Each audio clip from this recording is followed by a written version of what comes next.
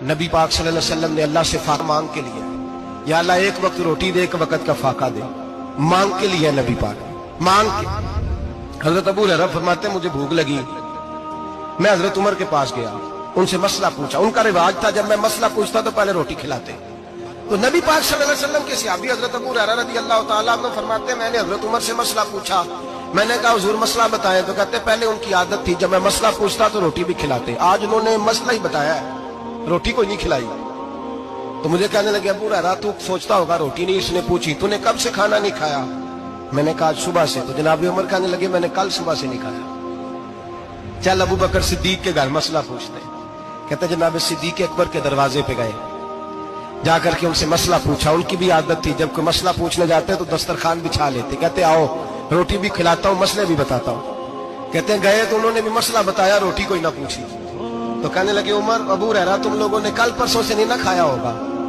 اور ابو بکر کو 4 دن گزر گئے ہیں، تھوڑا سا دودھ ملا ہے یا کھجور ملی ہے، روٹی کوئی نہیں ملی، چلو در رسول پہ چلتے، آؤ حضور کی بارگاہ۔ کہتے ہیں نبی پاک کی بارگاہ میں آئے، حضور نے چہرے دیکھے، کریم سے مسئلہ نہیں پوچھنا پڑا۔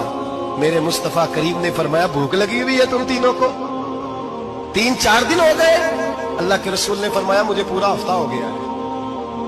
سبب کچھ اور ہے جس کو تو خود سمجھتا ہے، زوال بندہ اے مومن کا بے زری سے نہیں۔ فرمایا حضور نے 3 دن بیت گئے، چلو۔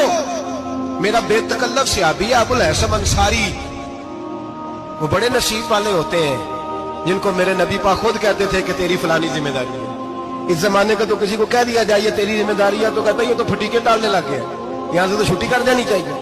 خوش ہوتے تھے صحابہ کہ ہماری ذمہ داری لگی۔ کہتے ہیں حضرت ابو الحسن انصاری کے گھر گئے، نبی پاک نے فرمایا بھوک بڑی لگی ہے کھانا لا۔ کہتے ہیں حضور نے اسے کہا تو اس آدمی کو تو وجد ہی ہو گیا، اس نے کہا میرے اتنے نصیب کہ حضور کا یہ کھانا کھلا۔ آؤ دیکھو دنیا والوں، آج جو سب سے زیادہ عزت والا ہے وہ میرا مہمان بنا ہوا ہے۔ فرماتے ہیں وہ دوڑے گئے، بکری اٹھائی، ذبح کی، بیوی کو کہنے لگے روٹی تیار کر، ادھر کھجوریں توڑی، انگور توڑے، کہنے لگے حضور آپ جب تک تناول کریں تب تک کھانا پک جاتا ہے۔ حضرت عمر کہتے ہیں روٹی پک کے آئی، بڑا پیارا گوشت، بڑا اچھا سالن، بڑا خوبصورت خلوص والا کھانا۔ فرماتے ہیں میں نے بڑا ہی کھایا۔ نبی پاک نے نہ ایک روٹی لی اور چھوٹی چپاتی، تھوڑا تھوڑا سالن کونوں سے، اور جب نبی پاک نے کھا لیا تو حضور کی آنکھوں میں آنسو آئے۔ حضرت عمر کہنے لگے حضور روئے کیوں؟